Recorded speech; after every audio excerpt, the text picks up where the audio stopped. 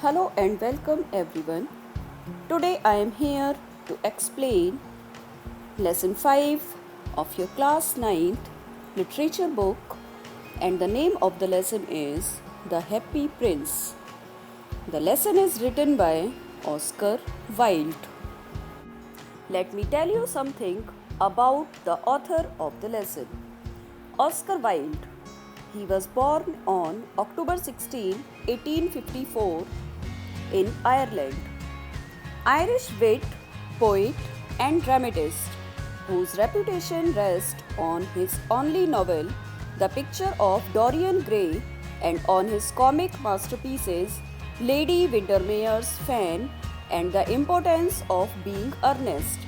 He was a spokesman for the late 19th century aesthetic movement in England, which advocated art for art's sake. Introduction to the lesson. This story is about a prince. When the prince was alive, he was very happy. After his death, a big statue of his was erected on a pedestal. From there, the statue of Prince could see the entire city, and at that time, he saw the miseries of the people.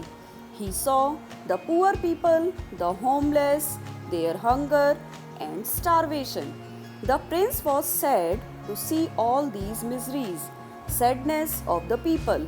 So, in this chapter, we will study the story of this prince. Let me explain the summary of the chapter.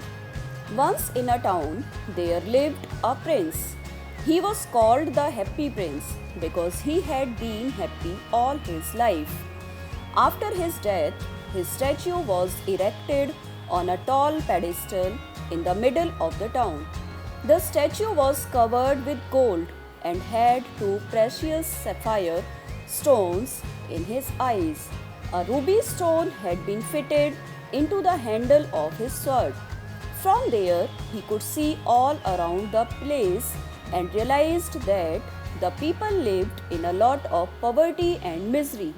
This sight saddened the prince, and being helpless, he would weep to see the plight of his people.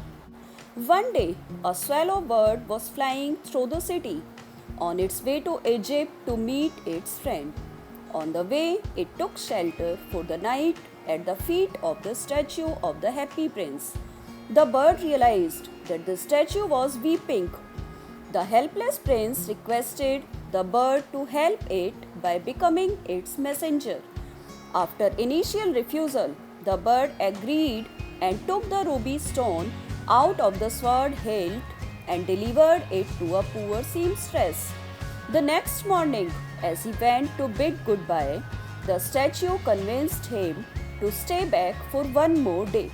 That day, the bird was asked to remove the sapphire stone from one of the statue's eyes and deliver it to a young playwright.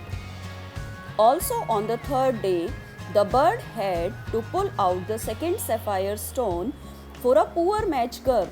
By this time, the weather had become cold, and the bird had developed an attachment with the statue. The bird did not want to leave the statue, which has now become blind.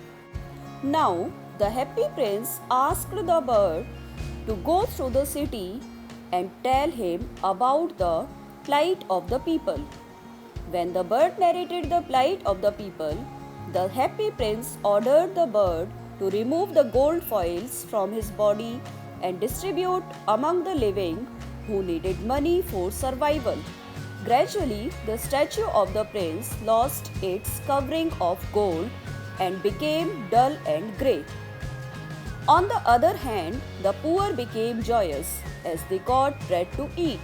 The swallow bird was now unable to withstand the cold weather and realized that death was approaching. It informed the statue that it had to leave, and the statue, who loved the bird, asked it to kiss him. As the bird died and fell at the statue's feet, a strange sound came out of the statue, the sound of the breaking of its heart. Although the statue's heart was made of lead, it broke as it was overwhelmed with affection towards the bird. When the statue was melted in the furnace, the heart did not melt and was thrown in the garbage.